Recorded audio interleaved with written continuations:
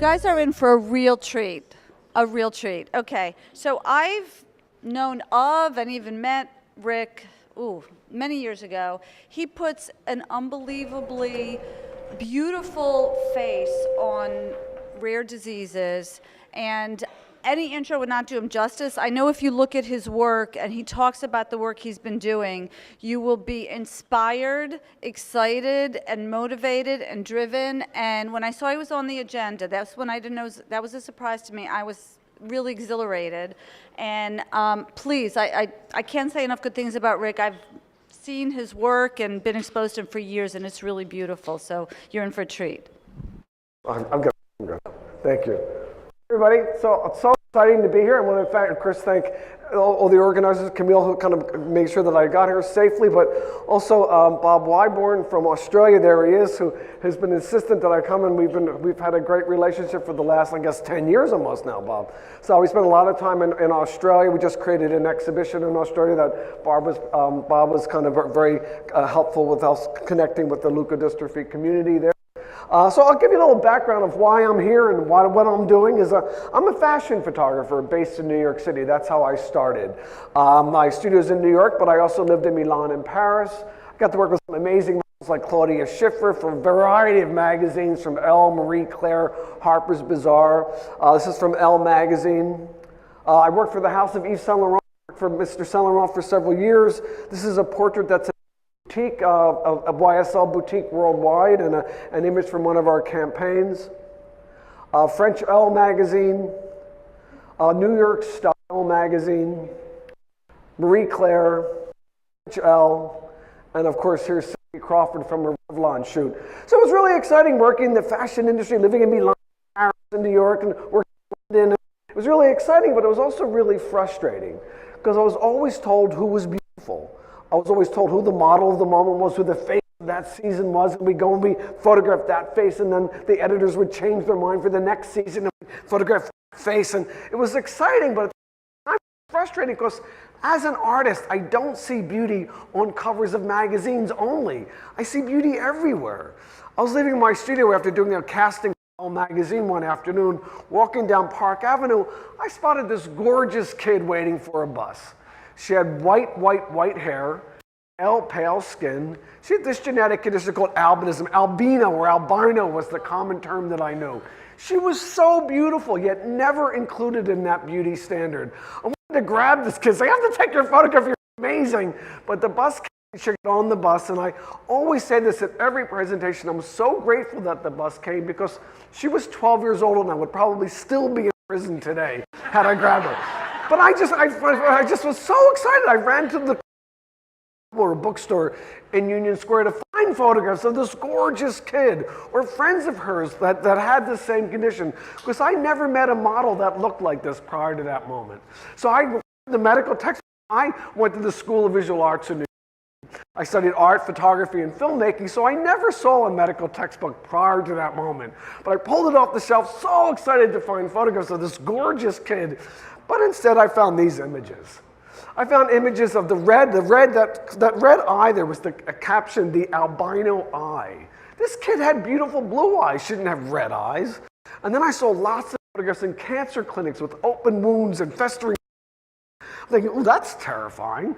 And then thousands of photographs of not just kids with albinism, but kids with a variety of genetic conditions, all presented the same way, usually naked, up against walls in doctors' offices with those black bars across their eyes.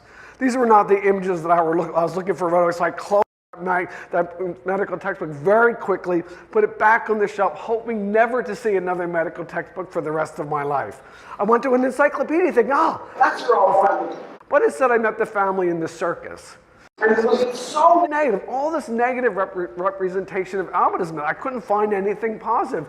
Even in Hollywood, it was the Princess Bride, Powder, who had albinism because his mother was struck by lightning when she was pregnant.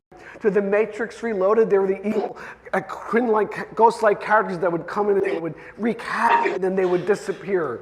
To even the most recent Da Vinci Code, it was evil scientists driving around Paris shooting at people. One of the first things I noticed, or I realized, or I found out when I was doing my research on albinism, is that people with this condition have evil. So one of the first things I realized in my research on albinism is that people with this genetic condition have a visual impairment. Most people with albinism are considered legally blind. So certainly wouldn't be driving around Paris shooting at people and expect to hit any of their targets. So I'm like, this is bad information. But I did see in the middle of all that research that there was an organization called NOAA, the National Organization for Albinism and Hypopigmentation. It was a support group for people living with this condition and their families. So I thought, great. So I called them immediately and said, hey, I'm a fashion photographer. Let's show the world the beauty of albinism. This is going to be amazing. And they said, get lost. Yeah, I'm pretty persistent. I'm a New Yorker. I went after them. And they made it very clear to me early days of their fear of exploitation. That every time there was anytime there was a magazine article about somebody with albinism, it was always the story about a victim. It was always negative. It was always exploitative. It was always sensational. It was always really bad. So I said, okay, I understand that. I've been searching. I can't find one positive representation of albinism anywhere, and I'm searching and searching. So let's do something strange here. Let's form a non-traditional partnership. Fashion photographer, genetic support group, and together we'll collaborate and we'll create a photographic essay that celebrates albinism finally. And they agreed. So Positive Exposure was born that day. In walks the first kid I'm going to photograph. Her name is Christine, and she's beautiful. Long white hair, pale skin. She's stunning. But she walks into my studio with her shoulders hunched, head down, no eye contact, one-word answers. This kid had zero self-esteem as a direct result of the bullying, the teasing, and the abuse she experienced in the classroom because of her difference. And it broke my heart to see this. I've never met anyone with zero self-esteem prior to that moment. I was like, how am I going to photograph this kid? She's so vulnerable. But just the day before, I'd photographed Cindy Crawford on the same set in my studio for another Revlon shoot. And I thought, out of respect for this gorgeous kid, I'm going to photograph her like I would any supermodel. So the fan went on, the music went on, and I literally grabbed a mirror that was next to the set, and I held it up to her. I said, Christine, look at yourself. You're magnificent. And this kid standing there just looks in the mirror, and she sees exactly what I saw. And she went from this to that. And she exploded literally with a smile that literally lit up New York City. It was amazing to see this gorgeous kid just get it finally. She desperately needed to change the way she saw herself. Her community desperately needed to change the way that they saw her difference. So Christine, right then and there, on the set of that very first shoot, created the philosophy that still drives Positive Exposure today. And that philosophy is change how you see how you change. Those first images were in a cover story of Life magazine called Redefining Beauty. Got lots of accolades. I did lots of photography as I was doing my fashion stuff. People would ask me to come and work with them in New Zealand and Australia and the UK and Africa and many countries in Africa. So we continued building this whole collection of images of albinism worldwide. We started the first albinism society in New Zealand, so kind of reformed the one in Australia, created one in Kenya called Albinism Society of Kenya. So really kind of creating, working with the community over the years as I was doing my fashion work. I got a lot of awards for the magazine piece as well, but one of the most honored awards that I received was from the Genetic Alliance. Now, the Genetic Alliance, many of you will know, is a coalition of all the genetic support groups worldwide. They're based in DC, and they gave me the Art of Reporting Award. As they were presenting the award to me, the president of the organization said, I'm looking at all these images of albinism worldwide, and I can't help myself but realize that there's a universal message here. This isn't just about albinism. This is about celebrating all differences. Would you ever have any interest in working with some of our other organizations that we support here at the Genetic Alliance so that the other families can celebrate the beauty of their gorgeous kids and themselves? And I'm like, what a great idea. She said, well, our next conference is the Chromosome 18 Registry and Research Society. It's going to be in San Antonio. It's when you have an anomaly on your 18th chromosome, then they look after you. I'm like, great, I'd love to do that. The hell is a chromosome 18 anomaly? I never heard of those two words in the same sentence prior to that moment. So I went back to those medical textbooks reluctantly, but went back. And these are the images, of course, that I saw under chromosome 18 anomalies, trisomy 18s, etc. The images were many images of fetuses, a lot of images of kids with cleft palates and trachs and feeding tubes and mobility issues, And I think, this is terrifying. Albinism was so easy comparatively, but I went. It was in San Antonio, I promise. I walked into the auditorium in San Antonio where there was a clown on stage making balloon animals, terrified with these images burned in my head. I'm not going to photograph these kids. It's so scary. But I walked in and I was instantly surrounded by kids screaming with laughter. There were kids with trachs and feeding tubes and cleft palates and mobility issues, but there were kids, and there were kids having fun. That's going great friend Remy, Pauline, so I can't see everybody. The amazing kid, this is the most amazing kid on the planet, Ellington. That's Sean. And it wasn't just kids. This is Rebecca. She's from Chicago and a great friend of mine. There were kids and adults. And if I heard one giggle when I was looking at those photographs, it would have changed everything instead of those scary photographs I found in those medical textbooks. I came back to New York City after that, and I was approached by Francis Collins, who was then the director of the National Human Genome Research Institute. They just mapped the human genome, and they asked me to create a photographic exhibition at the big party. It was going to be at the Museum of Natural History in DC, and then the exhibition was going to travel. And we wanted to see albinism worldwide. We show the diversity within albinism and that diagnosis. And I thought, well, I just had this amazing experience at the Chromosome 18 registry. Let's invite all the genetic support groups to participate in this party. It can't be a great party unless everybody's invited, and he agreed. So we reached out to all the different genetic support groups, and the first group that stepped up was the National Marfan Syndrome Foundation. Now, Marfan syndrome is a connective tissue disorder. You grow very, very tall. You're at risk of an aortic dissection, scoliosis associated with that, pectus excavatum. But one of the things I understood when I looked at that photograph is I understood how important it was to show how a connective tissue disorder presents itself. So I instantly understood why using that photograph in those medical textbooks. I got it finally. But I thought, as an artist, there must be a way to present the same information, but adding the key ingredient that's missing. And that key ingredient, of course, is Billy. That key ingredient, of course, is humanity. Some of the other groups that stepped up, this is my great friend Caleb, who has achondroplasia dwarfism, a very common form of skeletal dysplasia. Caleb wants to be either the president of the United States or an actor, and I told him all about Ronald Reagan, and now he's really excited that he can do both, and chances are he will, so keep your eyes and ears open for Caleb. My great friend, Dr. Nadia. Nadia has acromesomelic dysplasia, a very rare form of skeletal dysplasia. I met her as a second-year med student in Doha, an education city, where she told me the only thing she needed to be a successful physician was a stepladder. Well, she got that stepladder, and she did her residency at Children's Hospital, Dayton, Ohio, is now doing her postdoc at Baylor. She's Dr. Nadia. She's awesome. My great friends Maggie and Danielle. Now, I went to my first rhizopathies conference several years ago, and Costello syndrome was one of the syndromes that was represented under this rhizopathy umbrella. It was my very first Costello syndrome conference ever. It turns out it was Maggie and Danielle's first conference as well. They never met anyone that shared the same syndrome before. And there we were, and I was there when they met each other for the first time, and there was instant love. They became instant best friends. They were inseparable. That whole weekend, you heard them screaming and giggling and laughing and running down the halls, and it was great. Every year I go back to that conference, and there they are, still together, still best friends. The only thing that's changed is they started a rock and roll band, and they're really amazing. They're really loud, but they're really good. My great friend Simone. Simone actually represents the National Down Syndrome Foundation of Italy.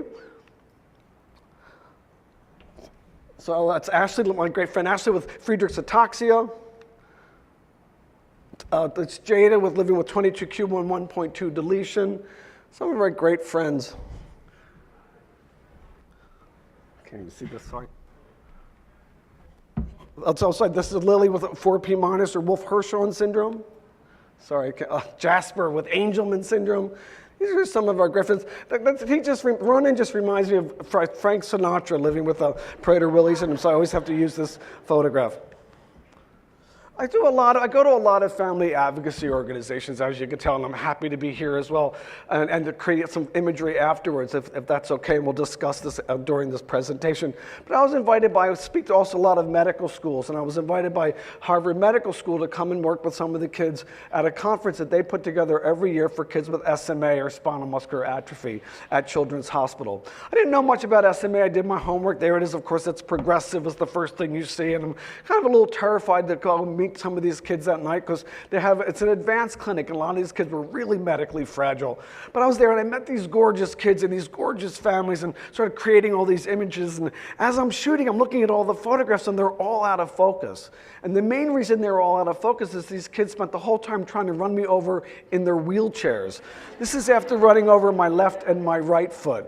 The really exciting thing is at the end of the evening when I was presenting the photographs back at the family farewell dinner, I got a standing ovation from the siblings who were so excited that finally somebody saw their rotten brother for the truly rotten brother that he is. So again, change how you see how you change. Like the Fragile X syndrome is Lucas and his dad living with a Fragile X is the leading genetic marker, or familial genetic marker for autism. That's Hannah living with Treacher-Collins syndrome. And this is Kaylin. Now, Kaylin was born with Sturge-Weber syndrome.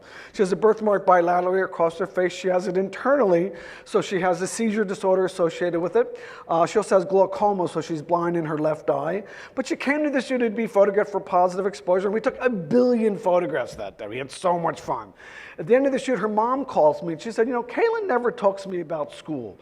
Because she knows that if I hear kids are teasing her, I'm going to come in the next day swinging a baseball bat that only makes things worse for her. So she says nothing, but on her way home from your studio, she said, Mom, kids tell me every single day that I'm ugly. They tell me I'm a freak and I'm a monster, and I believe them until today. And then she mobilized and she got me to go to her school and present positive exposure to 400 students. And she was on stage with me in her little Madonna-esque headphones running around screaming, what is normal? So this gorgeous kid created an equation or a formula that everything we create at positive exposure must follow. And that formula is self-acceptance equals self-esteem equals self-advocacy. Everything we create at positive exposure is to place the tools in the hands of our ambassadors, their families, their teachers, their peers, their friends, to create opportunities to see beyond disease, beyond diagnosis, to the humanity that we all share, of course. One of those programs is the Pearls Project. The Pearls Project is an online blog platform where we provide an opportunity for all of our ambassadors that we work with to have a voice and have visibility, to talk about life from their unique perspective.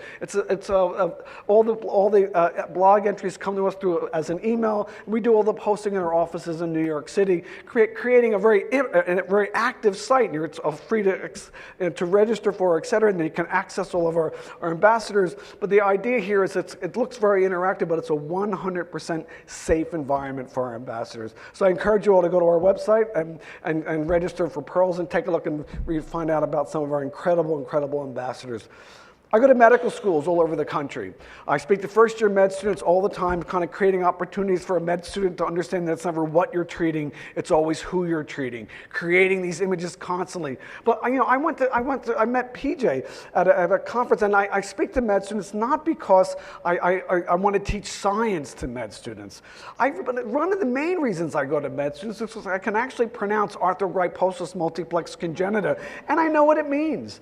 I know what it means because I met PJ at an arthrogryposis conference. PJ can't use his hands because of the type of arthrogryposis that he has. So his method, his family calls his eating technique is Viking dive, because he goes into his plate of mashed potatoes and he comes up. Then he goes into his plate of peas and then he comes up. And then he chases his sisters around the table with a face full of mashed potatoes and peas. You will never forget arthrogryposis multiplex congenita after that, because you will never forget PJ.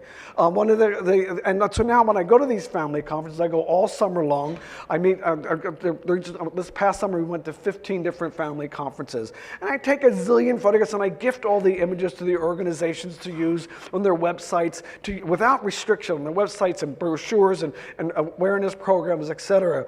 But I also bring med students with me, local med students, on my return visits with these organizations. I've already established a relationship with them. So I bring med students with me and I shove them in daycare and I lock the door on them and I check back in on them at the end of the day, and they always have like a little poop on their shoulder and gum in their hair, but they're going to be better healthcare providers because they met these kids not in crisis. They met these kids not in the clinical environment. They met these kids being kids. One of the programs we created for med students is called FRAME. I'd like to show you a sample of that. FRAME is Faces Redefining the Art of Medical Education. Really brief films. Med students have very short attention span, so 6 to 8 minutes long each one. Basic hallmark characteristics of a certain genetic condition, accessible on our website, accompanied by a photographic gallery and also all the text and definition slides, plus all the links for more information. So one of and this is all online based, computer based, but I'd like to show you, here's a quick sample of FRAME.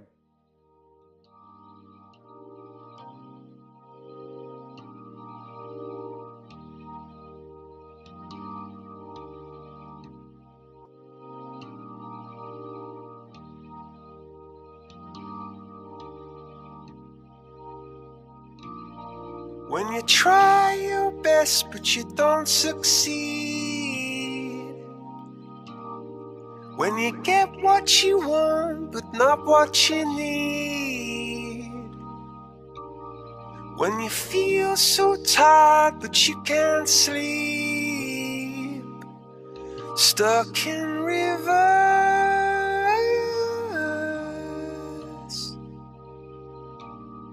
and the tears come streaming down your face,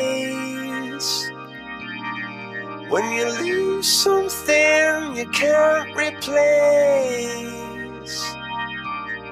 when you love someone but it goes to waste, could it be worse?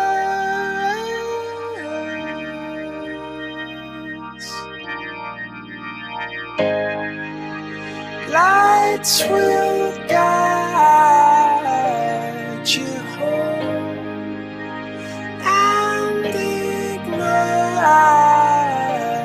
your bones, and I will try to fix you.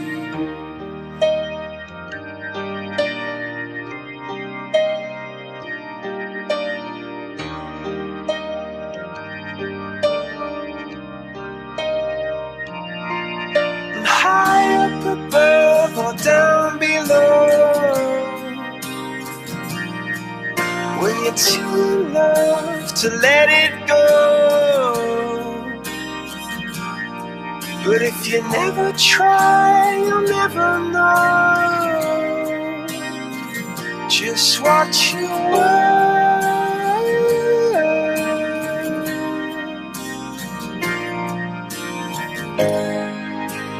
Lights will guide you home and ignite your bones, and I will try to fix you.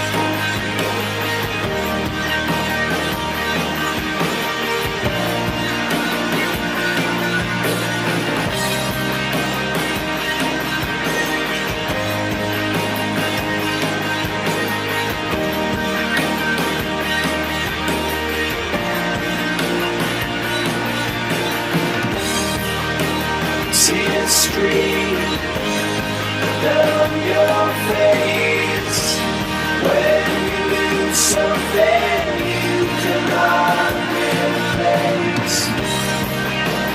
Tears stream down your face, and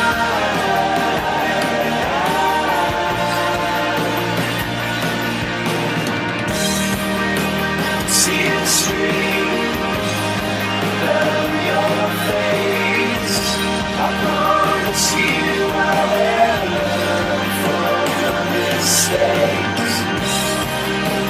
Tears stream down your face, and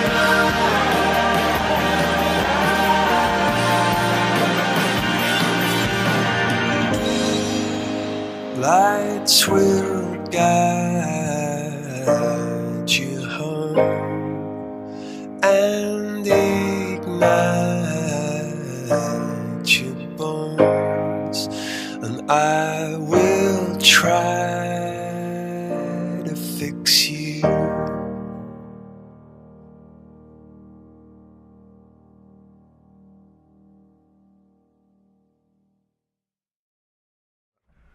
So our exhibitions are very, very, very public.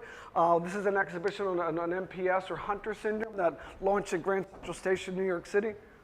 Oh, sorry. Sorry, there I go. Oh, I can't help myself. I get so involved. So our exhibitions are very, very public. This is an exhibition on Hunter syndrome that launched in Grand Central Station, New York City, went on to Union Station, DC, and then we did a lot of pre-production photography, a lot of community-based photography in Poland and Russia, and also in Germany. So we brought the photographs, the exhibitions back to the streets of Warsaw, the Berlin train station, and then malls, several malls throughout Russia.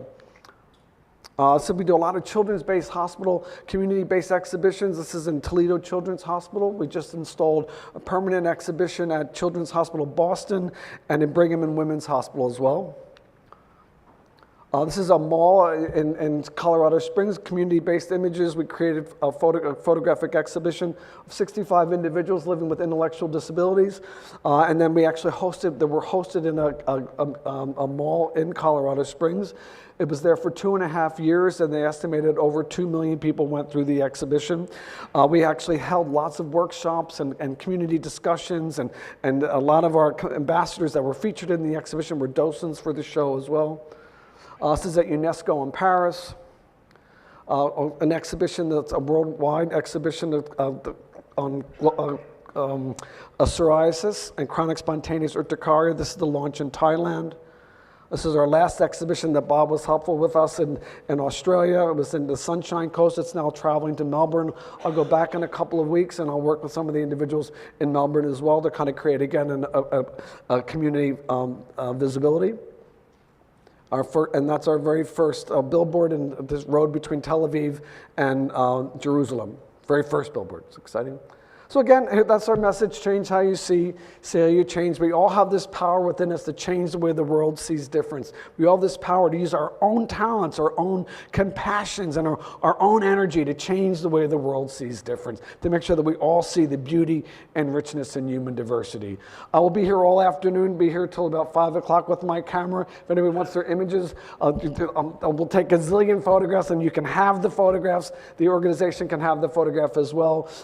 If we can use them, we'll ask you specifically. We won't ask you to sign a release. So the photographs, if we have an opportunity to use them, you'll be aware of it. But I'm here to take photographs for you and also to offer the images back to the organization themselves. So thank you so much for your time, and have a great conference. Thank